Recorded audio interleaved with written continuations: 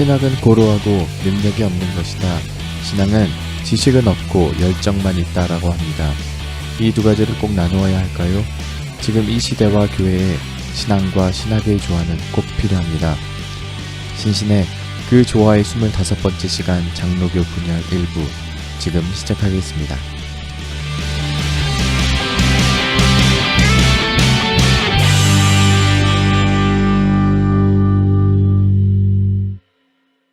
예, 교수님.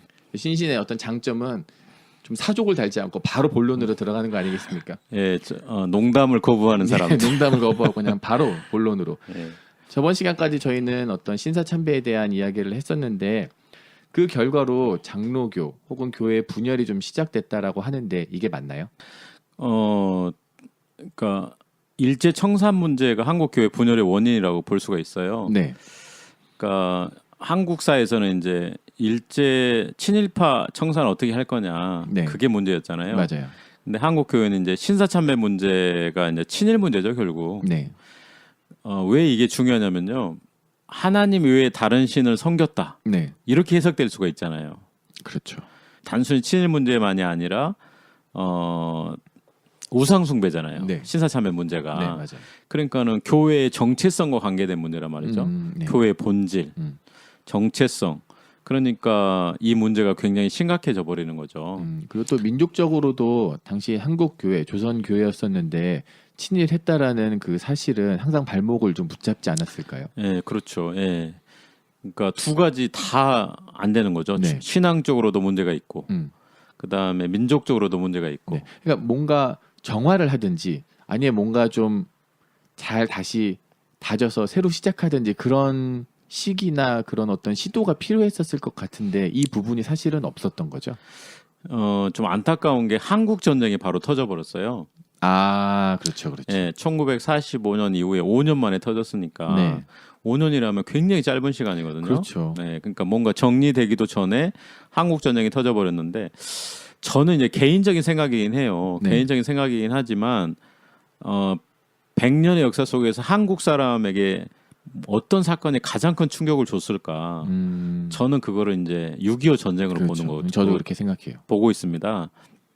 그러니까 뭐냐면 한국인의 어떤 생활 패턴, 사고 방식 모든 걸 바꿔버린 거죠. 네. 예, 그만큼 큰 충격을 준 사건이었고 6.25 전쟁 기간 중에 한국 교회가 분열해 버려요. 이게 네. 굉장히 이제 안타까운 문제죠. 그러니까 저는 모르겠어요. 제가 그 6.25 시대를 살아보지 않았고 네. 그 분열의 당사자들 틈에 없었기 때문에 그분들을 함부로 판단할 수는 없지만 좀 안타까운 게 왜 이 민족적인 이 어려운 상황 속에 네. 교회는 왜 싸우고 있었을까? 그렇죠. 교회는 왜 분열했을까? 네, 네. 결국 이렇게밖에 얘기가 안 되잖아요. 한국이 싸우는데 교회도 그 안에서 싸웠다.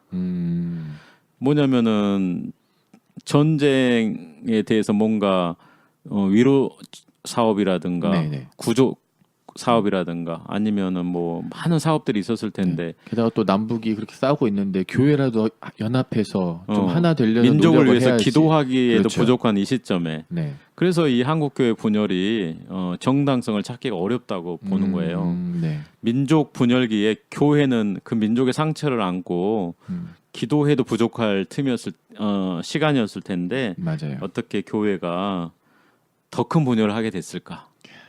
그래서 장로교는 이제 지금 크게 보면 4개가 있어요. 네. 고신, 고신, 그 다음에 기장, 기독교 장로회, 예, 그 다음에 예장, 그 다음에 합동, 합동. 이렇게 이제 크게는 4개가 있고 네. 합동 안에 네. 이제 아주 작은 우리가 군소교파라고 하는데 네. 합동 내에는 또 군소교표가 뭐 100개에서 200개까지 있다고 그래요.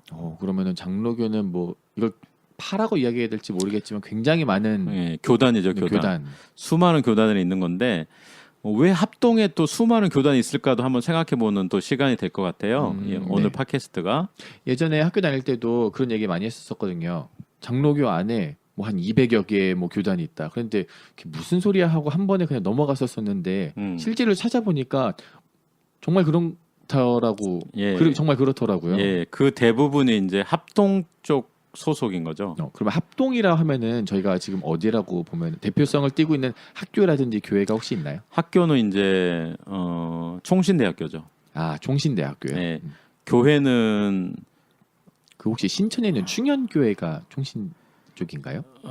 그럴 거예요. 음. 그리고 이제 사랑의 교회, 아, 사랑의 교회. 사랑의 교회 그런 큰 교회들 있죠. 네. 교파별 교세를 얘기하면은 그 합동하고 통합이 가장 많아요. 네. 장로교 중에서 네. 두 개가 양대 산맥이고 신자 수는 한 200만 될 거예요, 둘 다. 교회는 합동이 약간 더 많은 걸로 알고 있어요. 통합은 혹시 그 광나루역에 있는 장신대학교가 그렇죠. 통합 측인 예, 거죠? 통합 네. 측인 거고 네. 그 다음에 이제 기장, 네. 기장은 이제 한신대학교, 아, 한신대학교인데 신학생은 좀 진보적이고 네. 그다음에 고신, 음. 고신대학교 있잖아요. 고신대학교 있죠. 네. 그리고 이제 신학생은 보수적이고, 네. 그러니까 고신이 왜 신학생으로 보수적인가 그것도 좀 알 수가 있을 것 같아요. 네. 오늘 한번 네. 그거를 이야기를 한번 해보도록 근데 하겠습니다. 오늘 이 팟캐스트를 위해서 좀 기억해야 될 거는 네.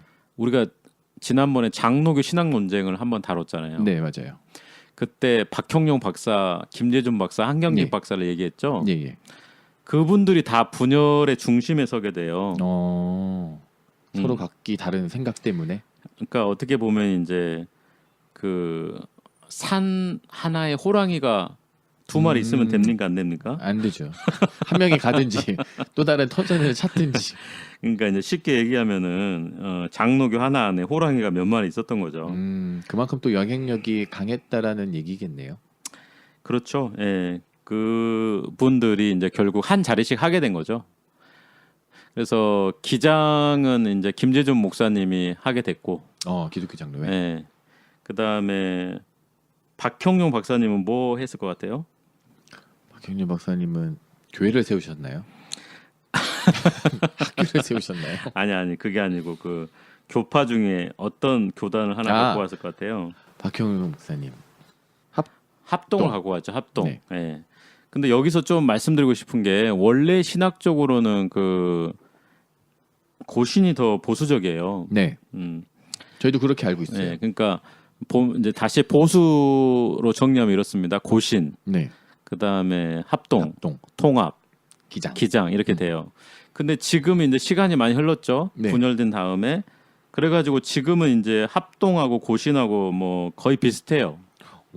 뭐 고신을 특별히 더 보수적이라고 얘기하기가 어렵고 사안마다 좀 차이가 있을 수 있지만 오히려 보수의 대표성은 요즘 총신이 더 합동이 더 많이 하고 있는 정도고 예전에 그런 보수적인 교단은 항상 보수 진리 뭐 이런 식으로 항상 보수 정통 뭐 이런 건데 그리고 이제 통합은 어떤 상태냐면은 기장과 합동의 중간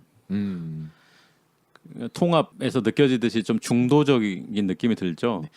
뭐 스펙트럼으로 좀 보자면은 이제 왼쪽은 아니죠. 왼쪽이 그렇죠. 우리가 보통 진보적으로 보고 그렇죠. 오른쪽을 보수로 보면은 오른쪽 끝에 고신과 합동이 있고 네.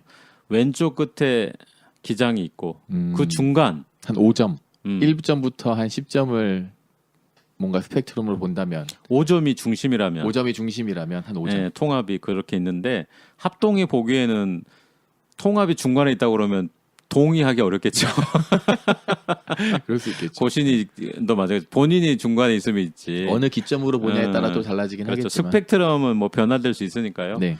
이거는 이제 네 개를 따로 보면 그렇다는 얘기고요. 네. 제일 먼저 분열한 교파는 이제 고신이에요. 네. 고신은 친일청산 문제랑 연결이 되는데 네. 곧 신사참배 반대자들이 신사참배 참여한 기성교회 목회자들에 대해서 목소리를 내면서 갈등이 생긴 거예요. 네. 그러니까 평양에서 이제 추록 성도들이 나와가지고 한국 교회의 회개와 자성을 요구를 했어요. 거기서 추록 성도라 함은 신사참배를 끝까지 거부하고 네. 결국엔 투옥된 분들이 그렇죠. 해방 이후에 이제 풀려나신 거죠. 그렇죠. 근데 이제 그분들이 이제 중심 자리를 잡았던 곳이 경남입니다. 경남이요. 네.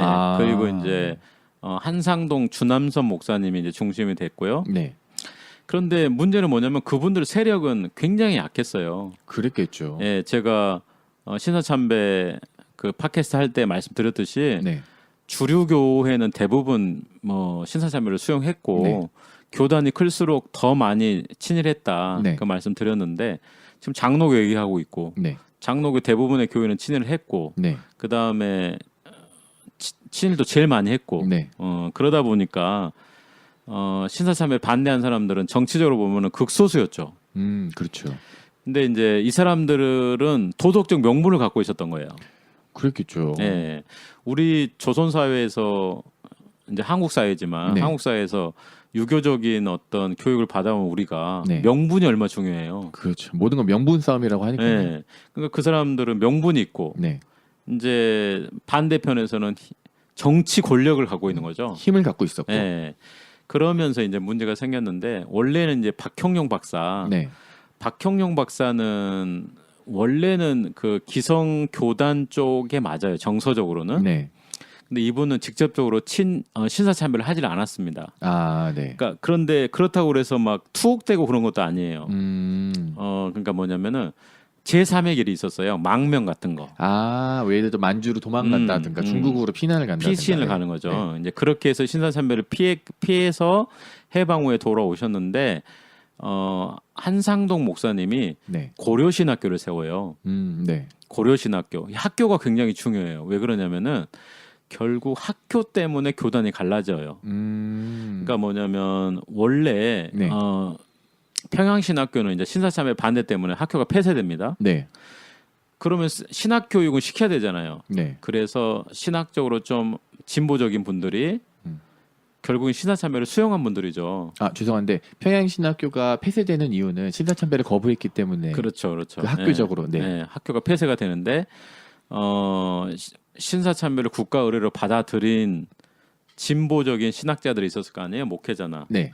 이런 분들이 조선신학교를 세워요. 그 조선신학교는 혹시 어디에 있었던 건가요, 당시에? 제가 알기로는 서울에 있었어요. 아, 서울에. 네. 예. 근데 이 조선신학교의 책임자는 김재준 박사였어요. 아, 네. 그러니까 김재준 박사는 조금 이제 해방 전후가 좀 갈리는 게 해방 전에는 신학적으로는 좀 진보적이고 네네. 대신에 비판적으로 볼 수 있는 부분은 신사참배를 했던 분이고 네. 그런데 이분이 나중에 이제 민주화 운동에 박정희 정권 때 적극적으로 참여하게 되면서 예언자적 역할을 하게 되죠. 그래서 그 민주화 운동에서 지울 수 없는 네네. 흔적을 남긴 분이 돼요. 네. 예, 그래서 김재준 박사에 대한 어떤 평가는 극보수적인 분을 제외하고는 네. 굉장히 그 한국의 어떤 민주적인 예언자로서 네. 예, 긍정적으로 평가하고 있죠. 네. 근데 어쨌든 조선신학교는 좀 논란이 있을 수 있는 게 네. 그 당시가 일제 어떤 제국주의라든가 전체주의 국가가 최고점에 이른 시기잖아요. 네네. 근데 조선신학교가 세워졌다는 거는 그만큼 어떻게 보면 일제 종교 정책이라든가 교육 정책을 수용하지 않고는 학교가 운영되기 어려운 거 아니에요? 그렇겠죠. 승인이 나려면은 이제 일본의 당시에 허가가 또 필요했었을 것이고요. 그렇죠. 그럼 한상동 목사는 왜 고려신학교를 급히 세웠느냐? 네. 조선신학교를 인정하지 않은 겁니다. 아. 근데 조선신학교는 총회 직영이었어요. 총회 직영이란 말은 총회가 인정한 신학교였다는 거죠. 근데 이제 한상동은 고려신학교의 상징적인 인물로 박형룡 박사를 초청해요. 아, 네네. 근데 이제 박형룡 박사가 이제 그 교장으로 갔는데 네. 문제는 한상동 목사랑 생각이 같지가 않아요. 그러니까 박형룡 박사는 한상동 목사 둘 다 보수적이지만 네. 박형룡 박사는 총회 쪽에 어떤 생각이 많이 기울어져 있던 분이죠. 결국 이제 고려신학교에서 나오게 되는 거예요. 아. 나오게 되면서 결국 학교를 또 세우게 돼요. 네. 그 학교를 세우게 되면서 이제 그 뭐랄까 학교가 세 개가 되는 거죠 결국. 아, 이거 옛날 제가 책을 읽다가 예전에 미국에서도 프린스턴에서 여러 가지 이유가 있어서 나오신 분들이 또 세우신 게 웨스트민스턴 학교라고 제가 알고 있는데 약간 그런 일과 비슷한 일이 비슷하죠. 계속 일어나고 예, 있네요. 네네네. 그래서 이제 결과적으로 보면은 박형룡 박사가 세운 신학교는 오늘날의 총신의 전신이 될 수 있고, 그 다음에 한상동 목사가 세운 학교는 이제 뭐 당연히 고려 네. 신학교인가 네. 거기가 되는 거고, 김예준 박사의 어떤 조선신학교는 한신대가 되는 거죠. 근데 그 문제가 왜 이렇게 불거졌냐면은 리더십 갈등이 일단 있고, 네. 그 다음에 각자 신학교의 교육을 인정하지 않은 거예요. 그러니까 고려 신학교 입장에서 봤을 때는 조선 신학교는 친일적인 학교로 본 거죠. 조선 신학교 입장에서는 다른 교회는 너무나 보수적이고 그렇겠다요. 네. 뭐랄까 학문적이지 않은 학교로 본 거예요. 좀 이제 이해가 되는 것 같아요. 왜냐하면 한신대학교 왜 신학생들한테 한신대학교가 주는 어떤 굉장히 이미지가 딱 있잖아요. 네네. 그리고 제가 알기로는 한신대학교에 문익환 목사님도 계시고 그리고 김용옥 그 교수님도 계신 걸로 알고 잠깐 있어요. 계셨었죠. 그러니까 왜 보수냐 진보냐 뭐 이런 이야기를 할 때 항상 한신은 항상 진보였었고 이렇게 이야기를 했었거든요. 근데 예. 아마 그런 스토리가 있었기 때문에 결국 이제 거기다가 이제 1970년대 80년대에 한신대가 민중신학을 발전시켜요. 네, 네. 그러면서 적극적으로 민주화 운동에 투신하게 네. 되면서 학교가 굉장히 일변하는 거죠 또. 네. 그러니까 완전히 구별되는 거죠 다른 학교랑. 그러니까요. 예. 네. 신학적으로도 진보가 되고 사회 참여적인 이제 교회. 그래서 1990년대 초까지만 해도 네. 신학대학 하면은 한신대가 제일 유명했었어요.